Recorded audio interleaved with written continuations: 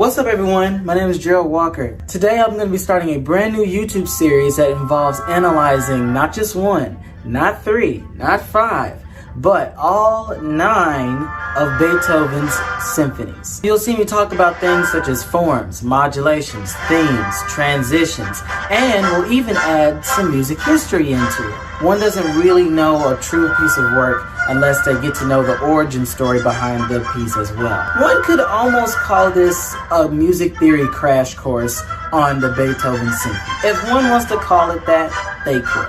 These videos will also include a self-made performance of Beethoven himself conducting, Mozart reacting, and you'll even get to see the concert master, or at least one of the violinists that will be performing in these symphonies as well. So without further ado, we'll get started, and don't forget to like, comment, and subscribe. With that being said, let's just get right into it.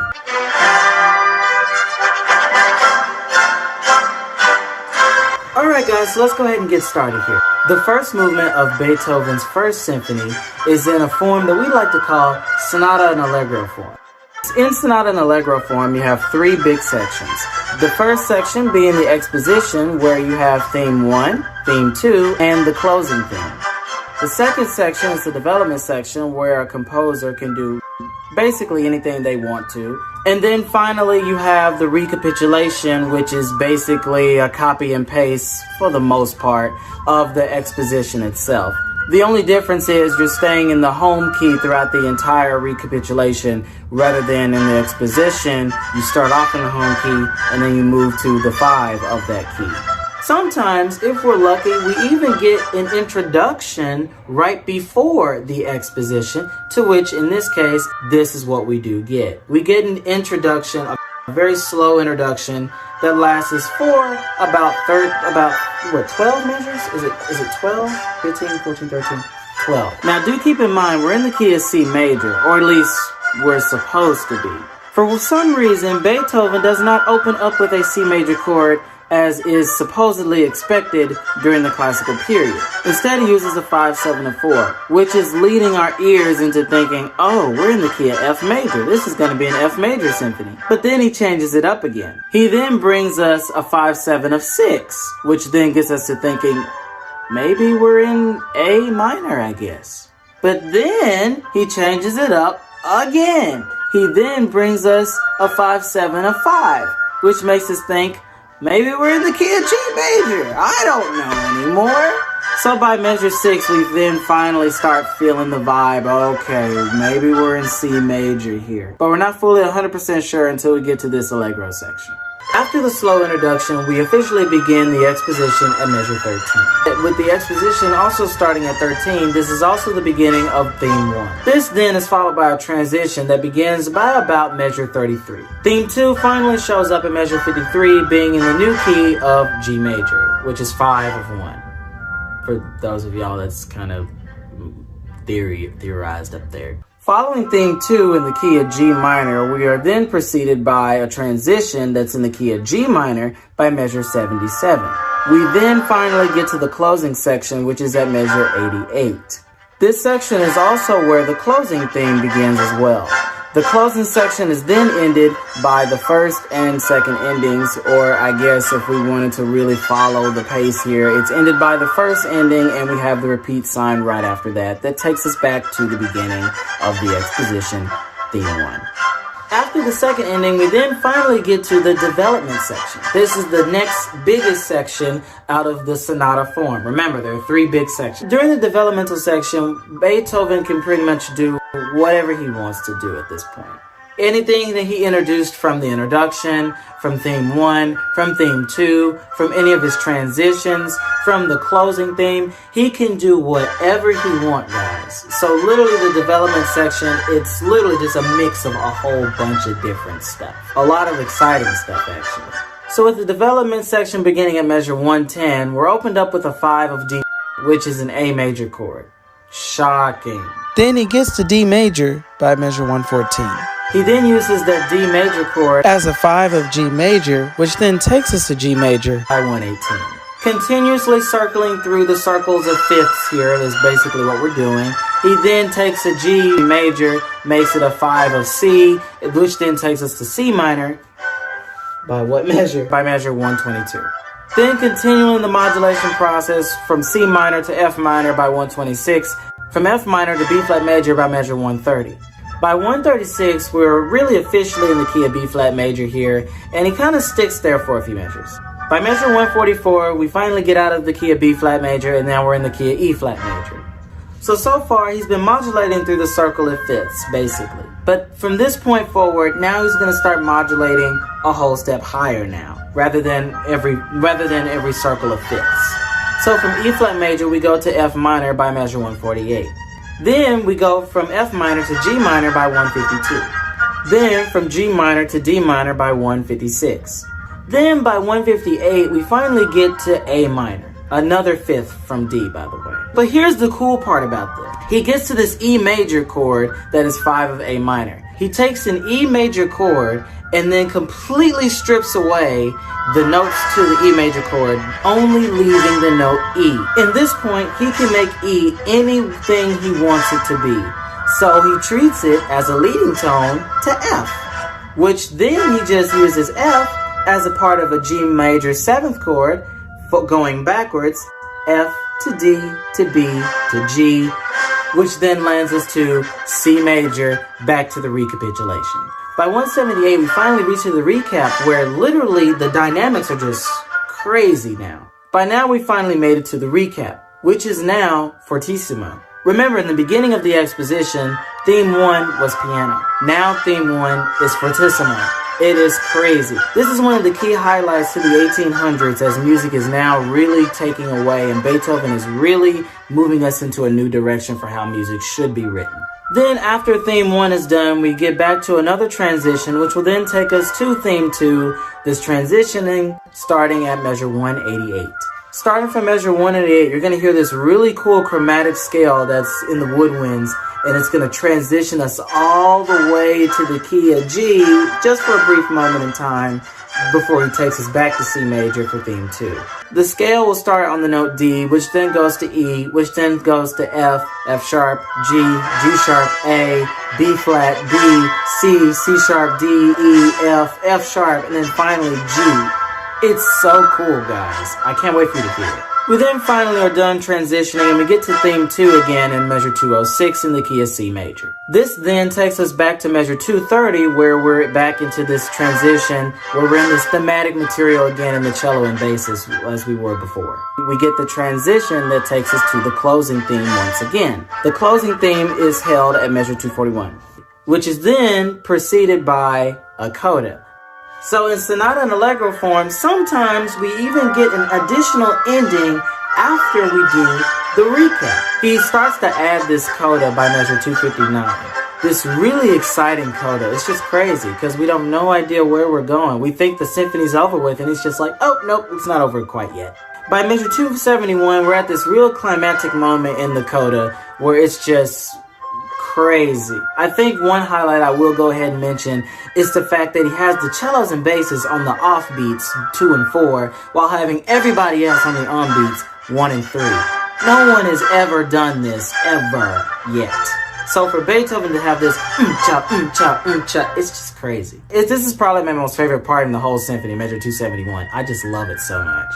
We then finally make it to the very end of the first movement at measure 298. You might also notice that the last measure of the whole entire movement is nothing but a rest, a whole measure's rest.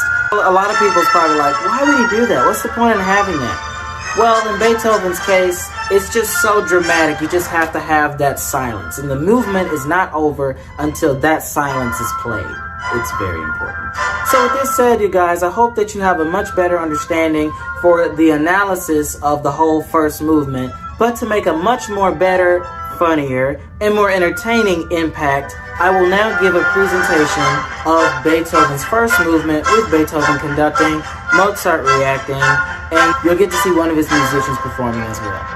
During this video clip of the first movement, you will see the score on one side and you will see the performance on the other side. I will demonstrate all the moments where we are during the performance so you don't get lost, or so you just know where they are, and it'll just make things a lot easier and better for everybody.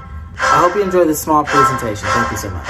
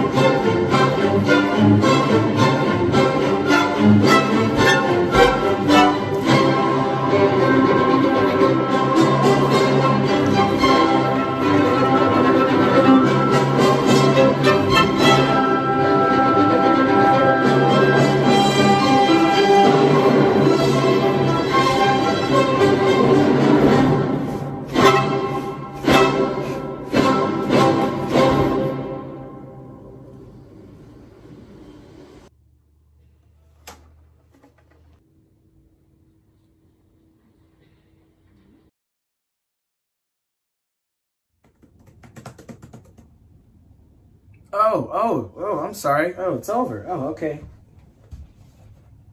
My bad. Thank you guys so much for watching. I hope that you learned something new about Beethoven Symphony No. 1, at least the first movement, that you didn't know at first. And if this was all stuff that you knew, well then I hope that this is a video you would recommend to others who would be fascinated in learning a little bit more about Beethoven. I will be sure that I will be doing a video full crash course on all 9 of Beethoven's symphonies. And after realizing how much editing that there is with this stuff, a lot of editing. What I do plan to do is I will make a video for each and every movement rather than each and every symphony. In other words, this will be part 1 of Symphony 1 out of 4 parts because, there are 4 movements. If I'm not mistaken, if I counted them correctly, which I'm sure I did, but I'm not sure, correct me if I'm wrong, but I believe there will be 37 videos on this. This will be like a 37 video course on the Beethoven symphonies. Hopefully I will get the second movement video done for you. I'm gonna hope at least within the next 2 weeks. I cannot promise that this is gonna be something I'll be posting daily or honestly, if I'm even lucky, weekly.